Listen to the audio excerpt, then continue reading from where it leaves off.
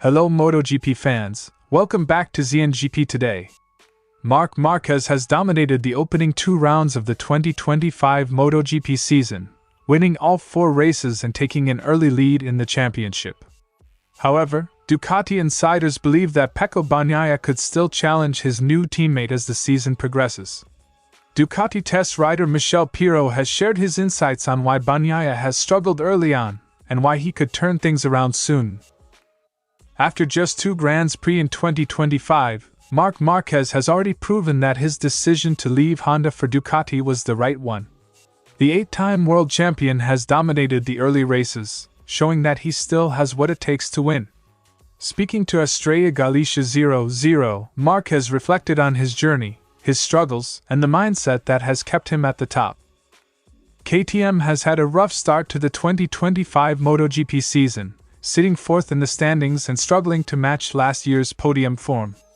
With rising star Pedro Acosta already being linked to a move away, KTM's motorsport boss Pecco Bagnaia acknowledges that keeping him happy is now their responsibility.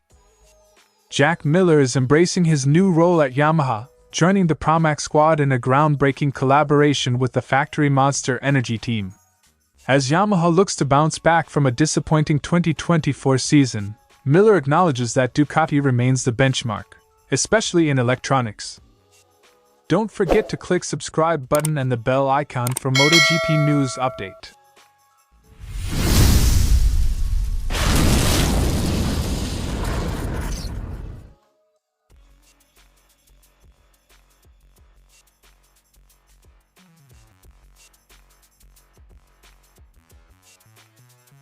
Pecco Bagnaia has yet to find his rhythm in 2025, finishing behind both Marquez and even his former teammate Alex Marquez, who is riding a year-old Ducati. Despite his struggles, Michele Pirro believes this isn't unusual for the former world champion. Pecco has never been a rider capable of giving his all at the beginning of the season. It's a characteristic of his. Plus, the tracks in Thailand and Argentina weren't in his favor. Quote from Pirro. Pirro suggests that Bagnaia's form will improve as the season progresses, particularly once MotoGP returns to European circuits where he has historically been stronger. While Bagnaia has struggled, Marquez has thrived. According to Pirro, the Spaniard's raw talent and hunger to prove himself after difficult years at Honda have made him an immediate threat. Meanwhile, Alex Marquez has also been impressive, benefiting from the same machinery as his brother. His performances have added even more pressure on Bagnaia, who now finds himself behind both Marquez brothers in some races. Marc has an incredible talent and desire for redemption, plus he is on the best bike. So he just does what he knows how to do. The real surprise is Alex. Having his brother close and riding the same bike helped him take an extra step forward. Quote from Pirro. With Marquez's dominance and Alex's rise, Bagnaia has even considered switching back to the 2024 spec Ducati to regain his confidence. However, Pirro insists that the difference between the two bikes isn't significant. Between the two bikes, there is no big difference. Right now, it is important to give Pecco the serenity he needs and help him regain his feeling with the bike. Bagnaia's struggles aren't just mechanical.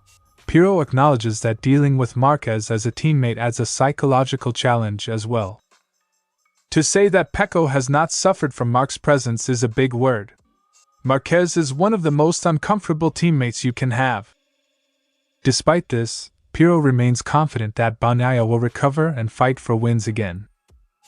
The next stop on the MotoGP calendar is the Circuit of the Americas, a track where Marquez has historically been dominant. If Bagnaia wants to close the gap in the championship, he'll need to find a way to challenge his teammate in Texas before the season moves to Europe. I am convinced that within a few GPs, we will see Pecco up to scratch and competitive to fight for the win. For now, Marquez holds all the momentum, but Ducati insiders believe Bagnaia's time will come. The question is, will it be too late to stop Marquez's title charge? Pecco Bagnaia has struggled to match Marc Márquez so far in 2025, but Ducati test rider Michele Pirro is confident that he can turn things around. With the crucial race at Kota coming up, all eyes will be on the former champion to see if he can start closing the gap. Will Bagnaia fight back, or will Marquez continue his dominant run? Marquez's time at Honda had become a nightmare, with repeated injuries and an uncompetitive bike. After 4 surgeries on his right arm and years of struggling to tame the Honda, he knew he had to make a choice: stay and fight with an unrideable machine or take a leap into the unknown. That decision meant leaving behind the team he had worked with for over a decade. The greatest force is passion. And that's where passion and what I wanted, which was to continue competing, was the #1 priority. You don't lose those friendships, but you stop working with your lifelong friends, the mechanics I had at Honda for 10, 12 years. Quote from Marquez. Marquez described his philosophy as the mentality of a nonconformist, a constant drive to challenge himself and prove he can still be the best. Making the decision already gives you the opportunity to prove yourself. The athlete, the winner, is a nonconformist. They test themselves every day, not only in races, but they challenge themselves every day. Leaving Honda wasn't just about changing teams. It was about proving to himself that he still had what it takes to win at the highest level. When Marquez joined Gresini Racing in 2024, many saw it as a desperate move. But for him, it was all part of a carefully planned strategy. He adapted quickly, proving his talent once again, and his performances earned him a spot on the factory Ducati team just 1 year later. Now, the next step is clear: winning his 9th World Championship. I've always thought that you have the final say. I had the motivation, the passion kept me going. Then comes the strategy, understanding when and how to make the decision and where you want to go. Marquez has entered a new phase of his career, but his hunger for success remains unchanged. His move to Ducati has already paid off, and with 4 wins in the first 2 rounds, he has shown he is still at the peak of his powers. His journey has been one of sacrifice, resilience, and calculated risk-taking. Now, with a competitive bike beneath him, the question isn't whether he can fight for the title, it's whether anyone can stop him. Marc Márquez's decision to leave Honda wasn't just about switching teams. It was about proving to himself and the world that he could still be the best. Now, with Ducati, he has the tools to chase a 9th World Championship. The passion has kept him going, the strategy has guided him, and the results are speaking for themselves. The Austrian manufacturer has faced serious challenges in recent months, including a financial crisis that saw debts surpass €2 billion.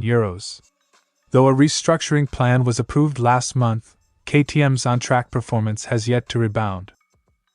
After 2 rounds, the team has only managed a best result of 7th place, courtesy of Brad Binder in Argentina.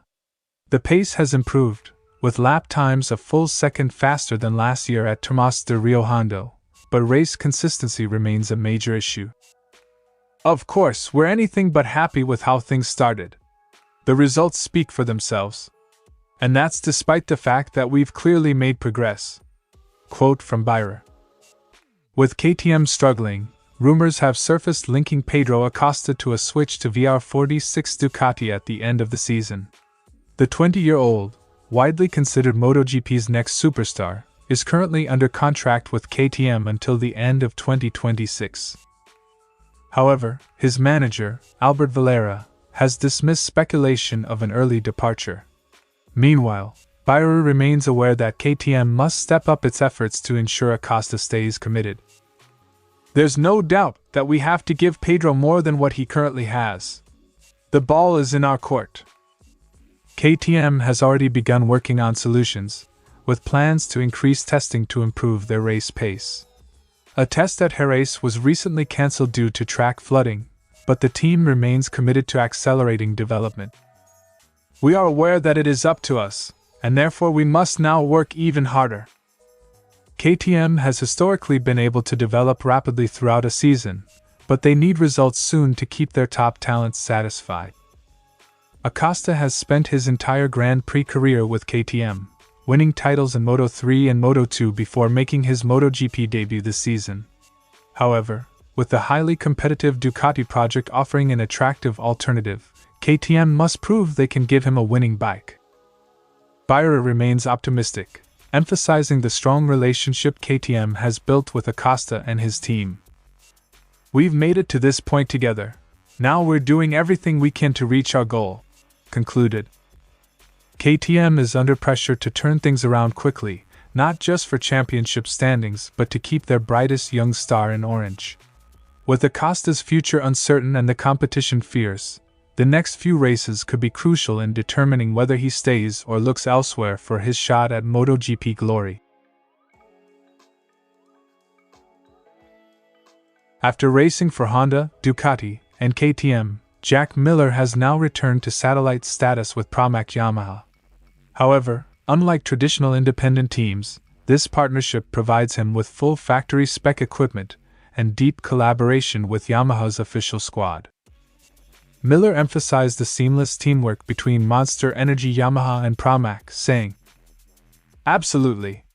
We share pretty much everything. We're talking all the time, discussing different changes, discussing different setups. I feel like we are a four-rider squad." Quote from Miller. With Yamaha's struggles last season, this unified approach is seen as key to their comeback. One of Yamaha's biggest challenges remains mastering MotoGP's magnetic control electronics. Miller acknowledged that Ducati is setting the standard in this area, particularly when it comes to rear grip and traction control. Yamaha has been working hard to refine their system, introducing new software updates nearly every week. The goal? Improve the bike's adjustability and make the traction control less intrusive. Ducati have it working the best out of anybody, I think. Already I think it's 10 times better than last year. The aim is less invasive cutting for the traction control and more parameters to work with. Yamaha endured its first podiumless MotoGP season in 2024, prompting a major restructuring effort. Bringing in Miller and expanding its factory-backed presence with Pramac is part of their recovery plan. Miller, currently 13th in the championship and the top Yamaha rider, remains optimistic about the project's direction. The team is now focusing on improving rear grip and maximizing the potential of their electronics package. With every passing race, the bike is evolving, though catching Ducati won't be easy. This weekend's race at the Circuit of the Americas will be a key test for Yamaha's progress. COTA is a challenging track known for its mix of tight corners and long straights, requiring a finely balanced machine. Miller will be looking to capitalize on the team's ongoing improvements and climb the standings as Yamaha continues its search for podium form. With Ducati's electronic mastery still setting the pace, Yamaha's challenge is clear, but Miller's confidence in their progress shows that the battle is far from over. Jack Miller's experience across multiple manufacturers makes him a valuable asset in Yamaha's rebuild. While Ducati remains the electronics benchmark, Yamaha is making strides in the right direction. Will it be enough to get back to winning ways? The coming races will provide the answer. Thanks for watching ZNGP Today, and this is your MotoGP news update. See you next time.